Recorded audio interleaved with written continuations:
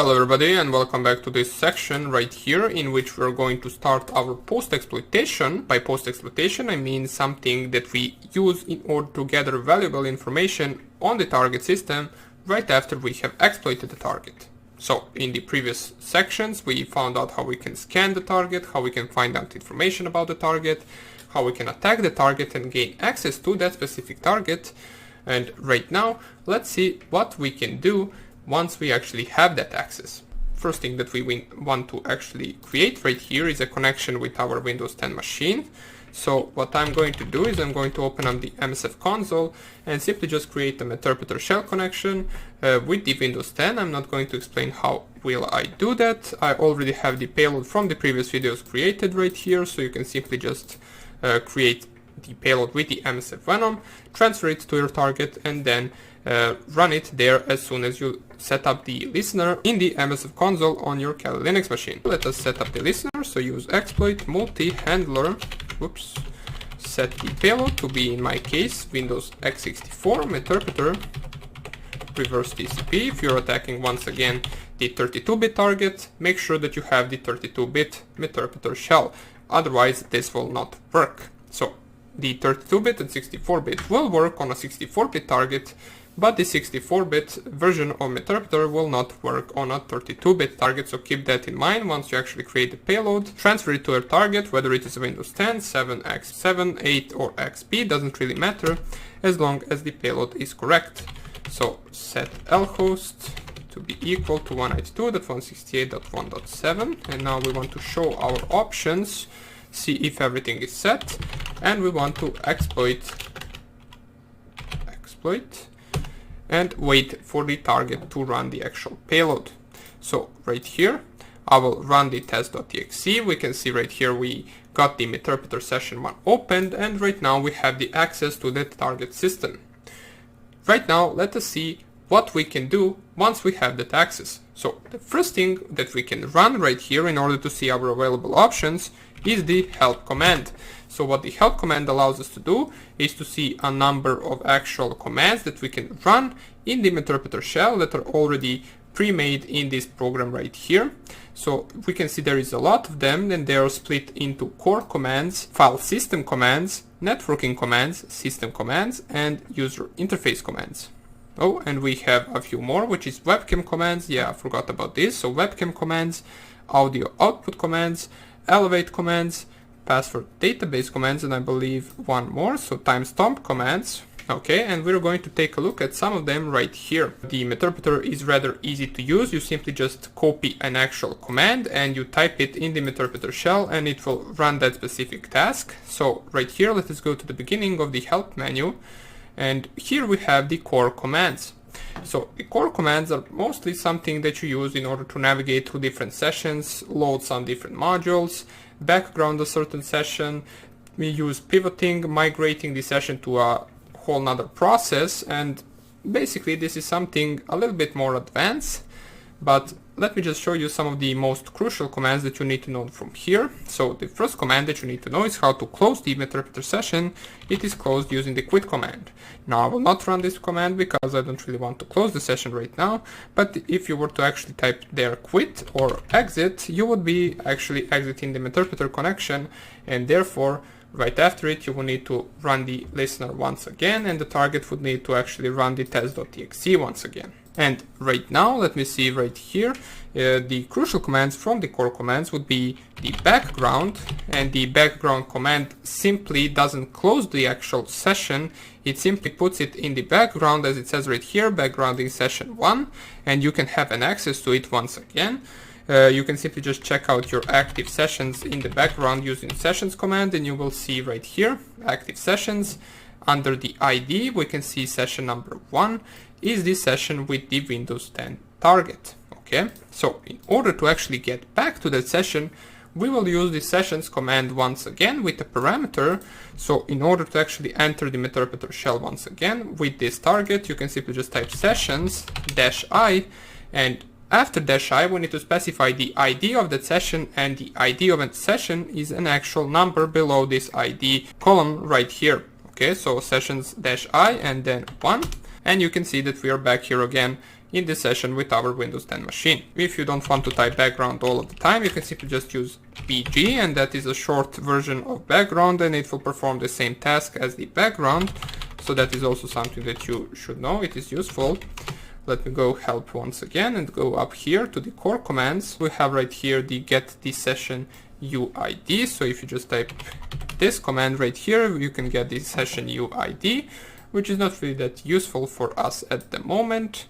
Timeouts, help, info. So this displays information about the pause module, and that could be useful once we actually start using the pause modules, which I will show you in some of the future videos, such as modules for ARP scanning, checking for virtual machine, getting the passwords from the Chrome, Firefox and Internet Explorer, getting the passwords from any wireless network that the target has connected to, which can be really useful. But for right now, let us just stick with this command. So machine ID. If you want to, for example, know the machine ID, you can simply just machine_ID and you will have it right here. So that is all the information you can gather.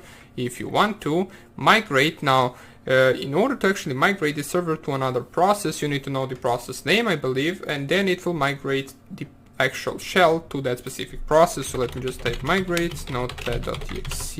We need to actually get the task list and then the process ID, and then we can migrate. So in order to do that, I believe there is a command right here. So the basic idea is to get the process list and their IDs, and then you can choose a certain process and migrate to that specific process. If we just type PS right here, we can have the running processes on the target system.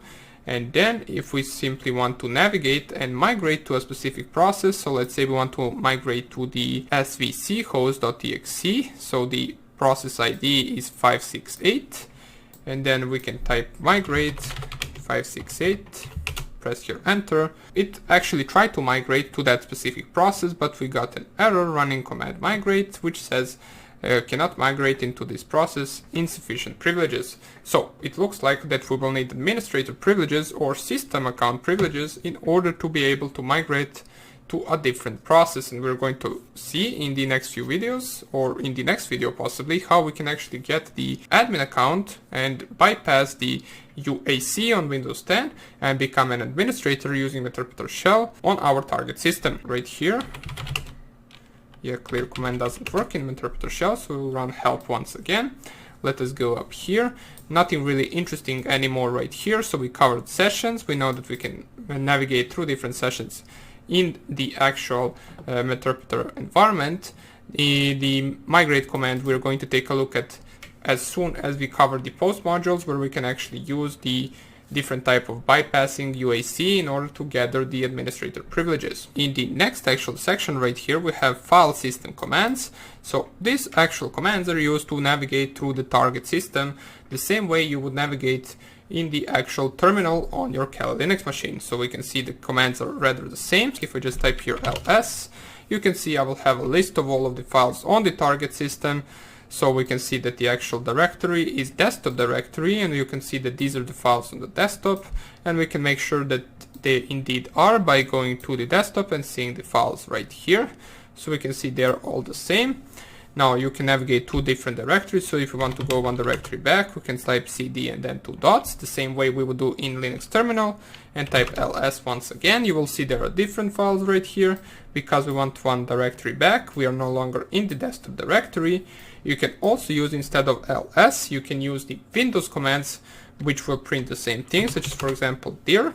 It will print the same thing that the ls command printed out, so it will print out the files in the current directory. You can cat the actual file, so if there is a txt file on the desktop or in any directory on your target machine, you can simply just type cat and then the file name, and it will print out the content of that file. You can copy source to destination. We already know all of these commands. We will not really type them because they go the same way that they do in the Linux terminal. The download a file or directory. So let's say on the desktop directory we have, and we will create a txt file real fast and see whether we can actually download it. Hello world will be the actual content of that file. So save. We want to save it on the desktop. Downloadable file.txt. Press here enter. Here is the file, so we can see it says hello world. A little bit mistyped, but doesn't even matter. What we want to do is we want to cd to the desktop, type dir once again. We should be able to see the file right here. Here it is, downloadable file.txt. Let us copy the name and simply just type download and then paste the name of that specific file, and we should be able to actually download that file. So we can see it has downloaded the file onto our desktop. So let's open it up and see whether it says the same thing, and in our case it does. So it managed to actually successfully download the file from the target system. Now if there is a download option, there is possibly an upload option. Here it is. You can also upload a file or directory. For example, if you have a different type of payload, you have a keylogger that you want to run, you can upload it right here, or you can use the actual Meterpreter shell to upload it to the target system and run different type of file on the target system instead of the Meterpreter shell. Okay, so we already know what this get working directory means. Download we covered, dir we covered, cp we covered, checksum we already know what that is. Remove directory, so you can delete files, you can delete directories on the target system. For example, let's say it has a directory called delete. So it's simply just called delete. We can see it is on desktop, and if we go to the desktop right here, okay, so we already are on the desktop, and we type rmdir, which stands for remove directory, and then we remove delete. We can see removing directory delete, and if we go back to our desktop, the directory is nowhere to be found. So we successfully deleted it from the target system. Okay, so let's see some different command if there is anything interesting right here. Make a directory, so we can create a directory if we want to. You can check that out if you want. Move source to destination, so we can move the directories, rename them with this command right here. Print working directory will simply do the same thing as it does in the Linux terminal. It will print the current working directory. Search, you can search for files, you can upload a file, you can list all mount points, logical drives if you want to. So these are some of the useful commands in order to navigate through the target system the same way you would do through your Linux terminal. So we already know most of them, that's why we will not cover all of them. And now let's go to the networking commands below. So we can see there is not a lot of networking commands.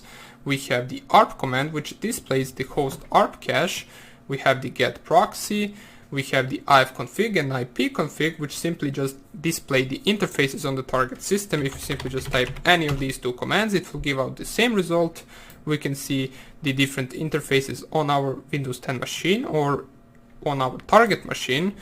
Let's see which one is the one that is connected to the internet. So here it is, the interface 9, which is Realtek family controller, is connected to the internet and has the IP address of 192.168.1.6.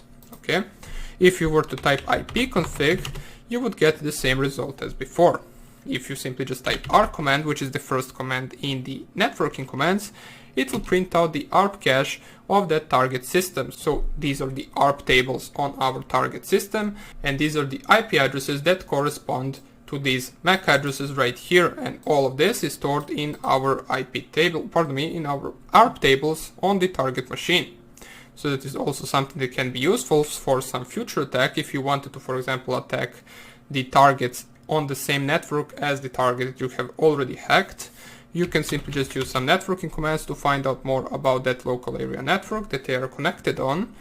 Now let me just see right here, netstat, it displays the network connections. If you want to see what type of network connection your target has, you can simply just do that. Forward the local port to a remote service, so we can do that as well using this command. Resolve a set of host names on the target, and route, view and modify the routing table. So if you wanted to change some of the networking settings on the target, you could use these options right here, but we're not going to do that right now because it does require some time, and it does require some knowledge about networking as well. You can, as I said before, display the network connections using netstat, so simply just type netstat right here, and you will have all of the network connections for that specific target right here. Okay, so here are the IP addresses and with which websites or with which programs are they established. You can see most of them are 443, which we know is HTTPS. We also see a connection with our Kali Linux machine, which is over the port 4444. it is an established connection with the program test.exe, which is our MSF payload. Let's go the help command once again, and let's see whether there is anything interesting right here. Well, we are left with the system commands, with the user interface commands, with the webcam commands, audio, elevate, and password database commands. So what we're going to do is we're going to cover that in the next tutorial. For now on, we only covered networking commands, some of the file system commands because we already know most of them, and some of the actual core system commands. Okay, so we can see right here, or not core system, just simply core commands, which are used to actually manage the session itself. Most of these are not really that important to us, but we did cover some of them which are. And in the next video, we're going to cover the rest of these commands that are important to us. So hope you enjoyed this tutorial, and I hope I will see you in the next one. Bye.